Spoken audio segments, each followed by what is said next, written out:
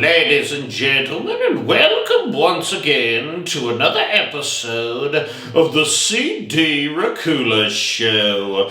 Today's show will be taking a look at the 2025 film Primate. Before we go swinging and mucking around into this episode, if you guys could subscribe to this show, I'd give you a big old vampire smooch. Come on, you know you want one.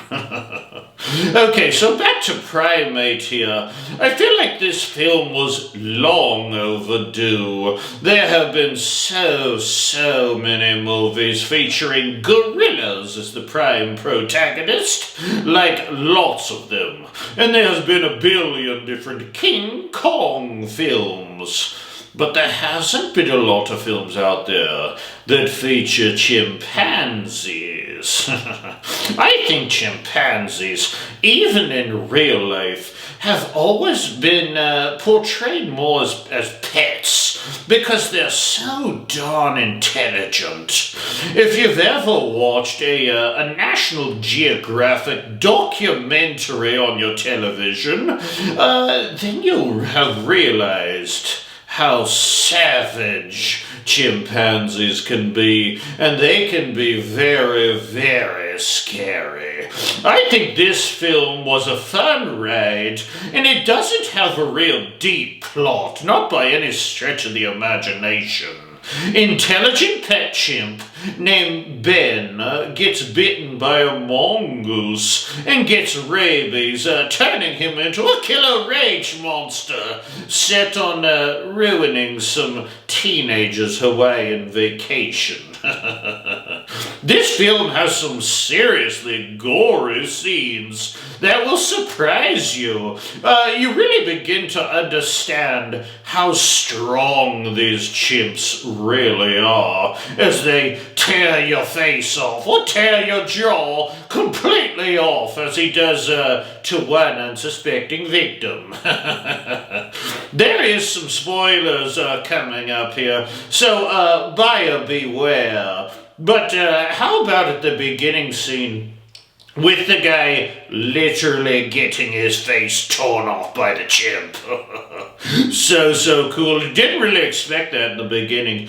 That's how a horror movie should start. It sets an eerie tone for the rest of the movie.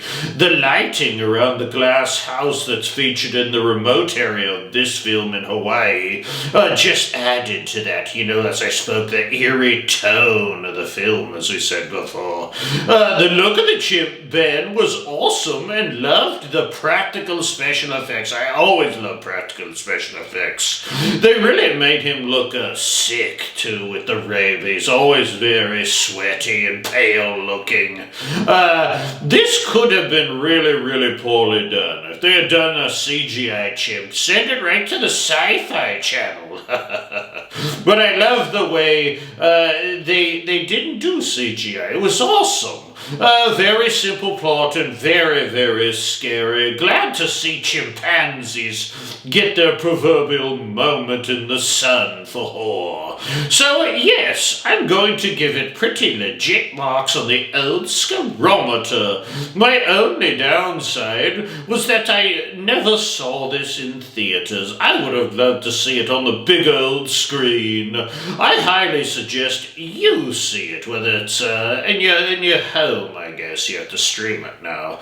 I would like to thank you for joining me on this short episode of the CD Racoola Show, and if I could employ you guys out there in YouTube land to subscribe to the show and give this old vampy a little charity of your love, I would be most appreciative, of course. Please join me next episode of the show as I take a look at a tasty little 90s film, The Good Son. Oh, Macaulay Culkin was awesome in that. So, till next time, my little bloodbugs out there in YouTube land, just remember, taking a wild animal into your house can sometimes take a turn for the worst.